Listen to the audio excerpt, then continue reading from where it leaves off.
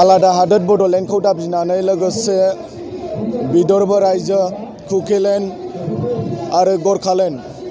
बे मोनब्रै रायजोखौ दाबिनानै दिनै फिन खेबसेबाव दिल्लीनि जन्तर मन्तराव जोङो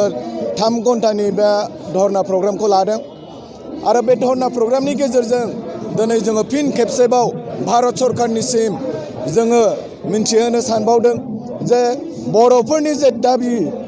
जे आलादा हादोर बड'लेण्ड बे बड'लेण्डनि जेंनाखौ थाबैनो सुस्रांनानै होनांगौ होननानै जोङो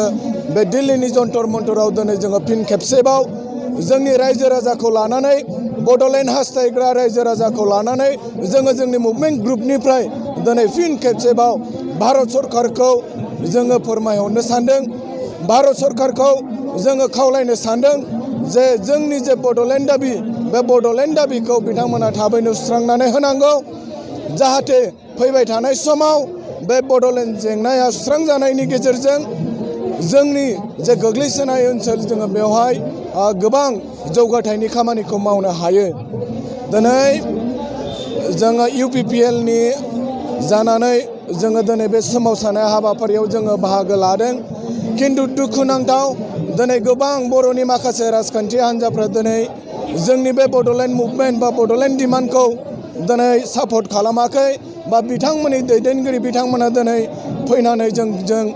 मदद होफैयाखै। अदेबानि जोङो थांनाय सप्ताहफ्राव जोङो नुनो मोन्दों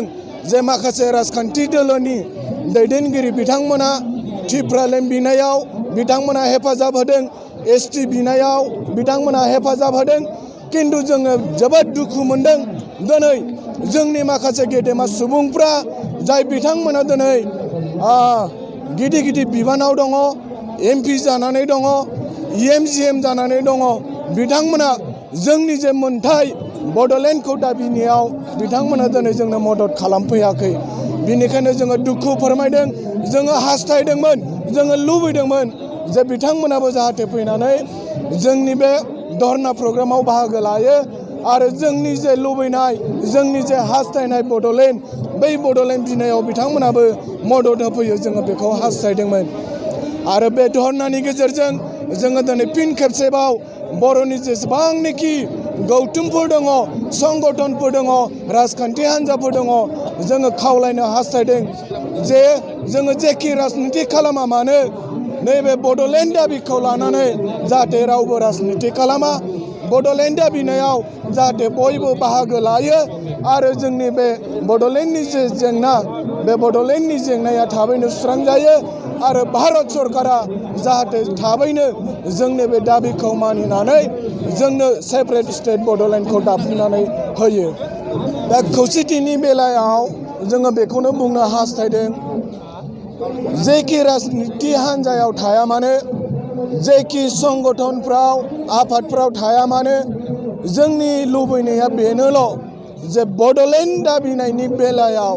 जाहाथे मोनफ्रोमबो आफादफ्रा, मोनफ्रोमबो राजखान्थि हान्जाफ्रा, मोनफ्रोमबो दोलोफ्रा जाहाथे ज' जानानै खामानि मावनो हायो। जोङो बेखौनो बे मुभमेन्ट ग्रुपनि जानानै जोङो गुरैयै खावलायनाय थाबाय।